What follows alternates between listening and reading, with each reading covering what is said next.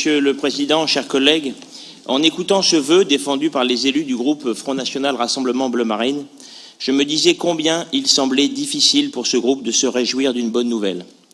Cela donne vraiment l'impression que le potentiel électoral d'une mauvaise nouvelle prendra toujours le dessus et qu'il fallait donc montrer que la reprise de Whirlpool Amiens n'était pas satisfaisante.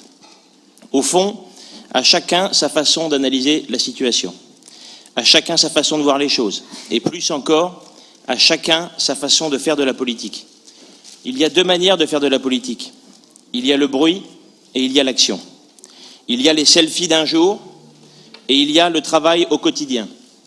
Il y a un déplacement éclair avec des dizaines de caméras et il y a la mobilisation des élus locaux, au premier rang desquels Xavier Bertrand, Brigitte Fourré, maire d'Amiens, et Alain Geste, président d'Amiens Métropole.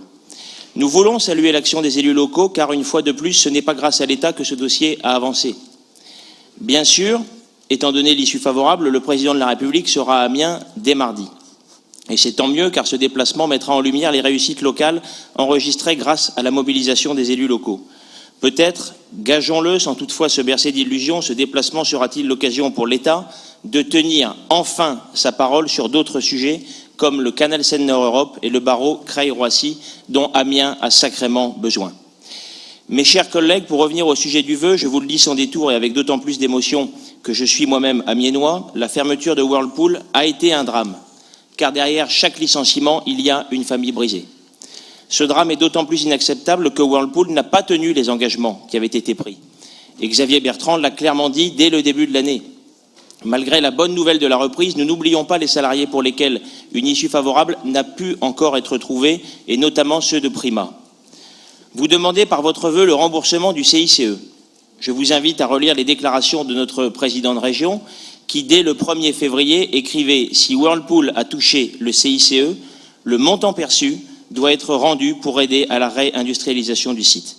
Je suis donc désolé de vous le dire, mais Xavier Bertrand a été le premier à réclamer sans détour ce remboursement, étant donné le comportement de Whirlpool et les motivations exclusivement financières qui semblaient avoir présidé à la décision de délocaliser.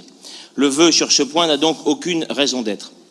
Enfin, le groupe Les Républicains et Apparentés tient quant à lui à dire sa satisfaction devant cette reprise rapide du site d'Amiens. Plus de 250 emplois sauvés, c'est une bonne nouvelle. La reprise par un entrepreneur local, c'est une bonne nouvelle, car c'est le gage d'avoir un chef d'entreprise attaché à son territoire et dont les qualités ont déjà été démontrées par le passé. La reprise d'un site industriel, c'est une bonne nouvelle, car cela montre que l'industrie n'est pas morte dans notre région. La reprise d'un site à Amiens, c'est une bonne nouvelle, car après la catastrophe de la fermeture de Goodyear, il fallait remonter la pente et prouver que le déclin n'est pas une fatalité. Après Amazon, la reprise de Whirlpool est donc une autre preuve de l'attractivité de ce territoire. Il y a donc beaucoup de raisons de saluer l'issue favorable qui a pu être trouvée, même si cela ne doit pas nous faire oublier ce qui s'est passé. Notre position, que j'ai détaillée, est claire, fermeté vis-à-vis de Whirlpool et satisfaction de la reprise rapide du site, sans oublier encore une fois les salariés pour lesquels une issue favorable n'a pu encore être trouvée. Mes chers collègues, pour l'ensemble de ces raisons, les élus du groupe Les Républicains et Apparentés voteront contre le vœu qui nous est proposé.